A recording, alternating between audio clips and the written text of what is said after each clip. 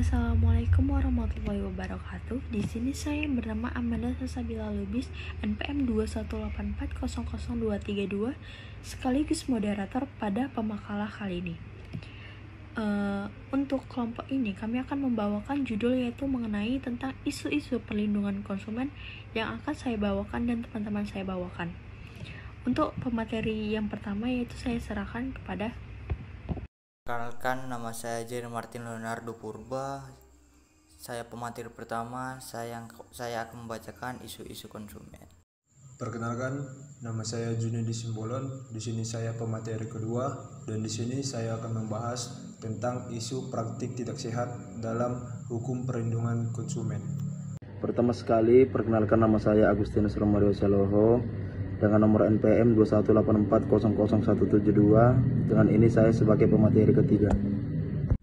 Perkenalkan, nama saya Iman Kristian Surantakaban, NPM 218400120 sebagai pemateri keempat. Perkenalkan, nama saya Amanda Salsabila Lubis, NPM 218400232 sebagai pemateri kelima. Baik, untuk sesi selanjutnya saya akan memasuki sesi pemaparan materi yang akan dibawakan oleh pemateri pertama, yaitu Isu-isu konsumen. Isu-isu konsumen tidak hanya sekadar mempersoalkan mutu menuju ke arah yang lebih berskala makro maupun universal. Di sisi lain, dalam era perdagangan dunia yang kini semakin mengglobal, ditandai dengan semakin melancarnya hubungan perdagangan antara negara dari berbagai bangsa, maka tidak dapat dipungkiri akan menimbulkan dampak terhadap praktik bisnis, antara lain isu persaingan yang tajam, bahkan mengarah ke persaingan yang tidak sehat. Isu-isu dalam ruang lingkup e-commerce. Selain adanya isu praktik bisnis dan persaingan yang tidak sehat, isu yang juga termasuk dalam hukum perlindungan konsumen ialah mengenai e-commerce yang mempengaruhi perlindungan konsumen. E-commerce atau juga dikenal sebagai perdagangan elektronik adalah tindakan membeli dan menjual barang secara elektronik melalui internet. Hal ini melibatkan melakukan transaksi online menggunakan berbagai platform dan teknologi seperti situs web, aplikasi mobile, dan media sosial. Praktik bisnis tidak sehat dalam hukum perlindungan konsumen. Bidang usaha bisnis dapat dikelompokkan ke dalam 3 golongan, yaitu bisnis dalam arti kegiatan perdagangan atau commerce, 2. Bisnis dalam arti kegiatan industri, 3. Bisnis dalam arti kegiatan jasa atau service. Ada beberapa karakteristik praktik bisnis curang. Yang pertama itu produk yang membahayakan kesehatan atau jiwa seseorang. Dengan menjual atau memasarkan produk-produk yang dapat membahayakan kesehatan dan jiwa, maka itu perbuatan termasuk pelanggaran terhadap salah satu hak konsumen, yaitu hak atas keselamatan, keamanan terhadap barang-barang tersebut. Yang kedua, pemberian keterangan tidak benar atas suatu produk. Larangan melakukan praktik tidak jujur ini juga didasarkan pada pemenuhan salah satu hak yang diperoleh oleh konsumen, yaitu hak informasi yang benar dari produsen. Dengan adanya informasi tersebut, diharapkan konsumen dapat menentukan pilihan dalam mengkonsumsi barang atau jasa dan dalam mempertimbangkan yang lebih rasional. Yang ketiga itu ada iklan yang menyesatkan. Dampak negatif dari pelaku yang menyimpang dalam dunia periklanan ini adalah timbulnya pola konsumsi yang tidak sesuai dengan kenyataan, persaingan curang, dan barang yang tidak sesuai dengan iklan. Misalnya, di mana mutu, khasiat, dan kegunaan barang yang diiklankan tidak sesuai dengan kenyataan, seperti penyesatan penyangkut harga maupun penyesatan dalam bentuk promosi. Baik, pada kesempatan kali ini saya akan memaparkan daripada materi-materi saya, yang dimana materi pertama yang berjudul Perlindungan Hukum Pidana Terhadap Praktik Bisnis Curang, yaitu penanggulangan perilaku menyimpang berupa praktik bisnis curang dalam masyarakat dengan instrumen hukum pidana, merupakan cara yang terakhir apabila cara-cara lain seperti melalui hukum perdata atau hukum administratif sudah tidak efektif dan efisien lagi untuk menanggulangi perilaku menyimpang tersebut. Sebab kenapa? Ada ketentuan-ketentuan pidana yang berkaitan dengan periklanan memuat dalam KUHP dan atau perundang-undangan di luar KUHP.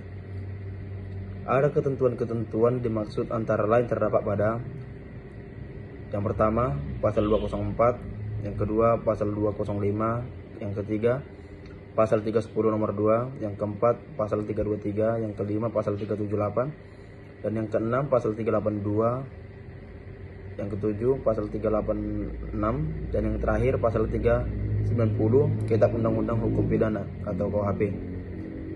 Berikutnya materi saya yang kedua yang berjudul upaya penegakan hukum pidana terhadap praktik bisnis curang, yaitu dalam menghadapi perilaku menyimpang di dalam dunia bisnis, pemerintah lebih cenderung untuk menyelesaikan secara administratif. Secara teoretik penyelesaian melalui administratif ini tidak menguntungkan, sebab dalam kasus-kasus yang serius sebenarnya pertimbangan pemindanaan justru lebih penting. Oleh karenanya penggunaan sarana penal sangat dibutuhkan dalam rangka penegakan hukum di bidang perekonomian khususnya.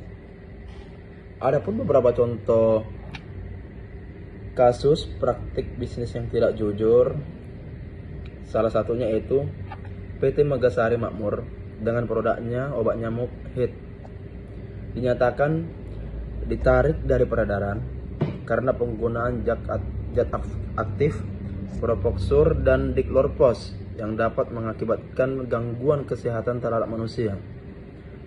Mungkin itu saja pemaparan materi saya. Terima kasih. Isu-isu teknologi e-commerce dalam mempengaruhi perlindungan konsumen. Kemunculan di e-commerce telah memprovokasi cara konsumen berinteraksi dengan pasar. Platform e-commerce menawarkan kenyamanan, pilihan, dan aksesibilitas, memungkinkan konsumen untuk menelusuri, membandingkan, dan membeli produk dan layanan dari mana saja dan kapan saja. Namun kemudian ini disertai dengan tantangan yang berdampak pada kepercayaan dan keyakinan konsumen.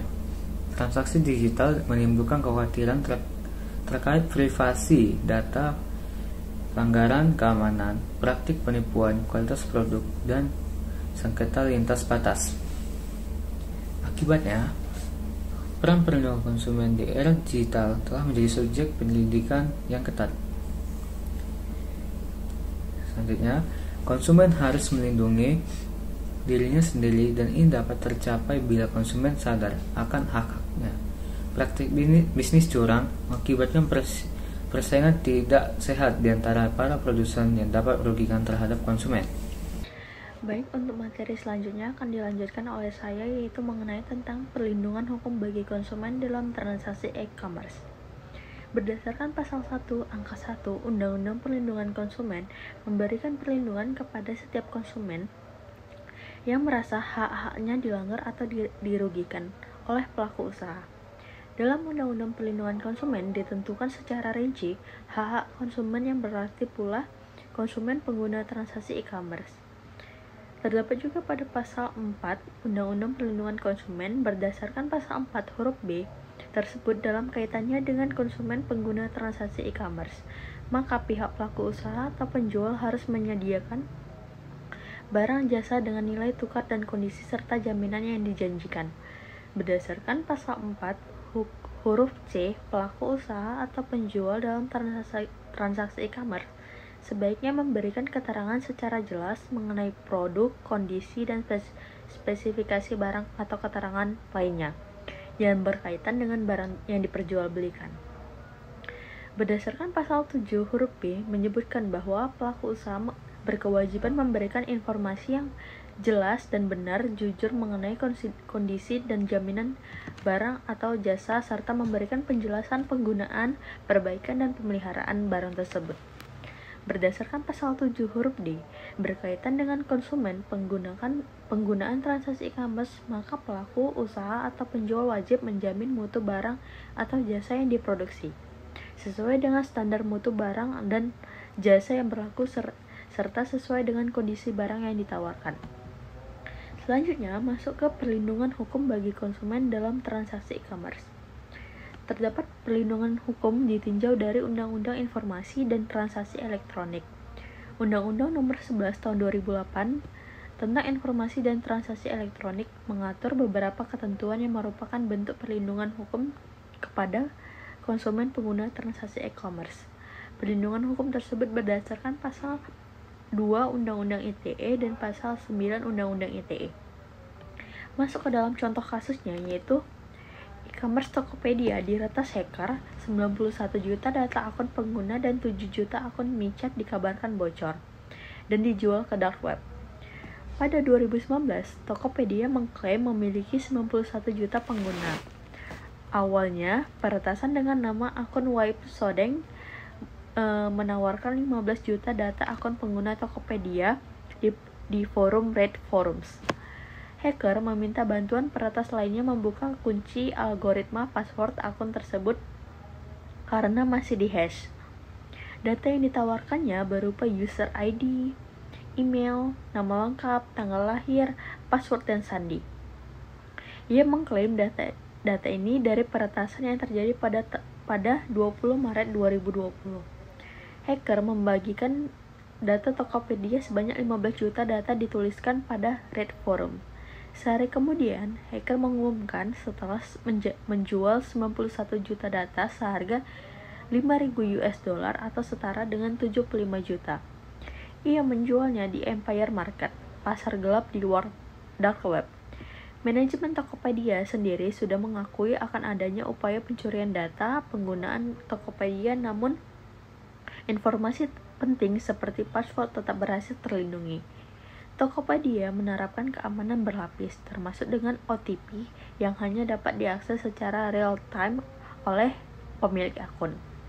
Tokopedia sendiri memastikan tidak ada kebocoran data pembayaran seperti transaksi melalui metode pembayaran kartu kredit, kartu debit, atau OVO. Di Tokopedia tetap terjaga keamanannya.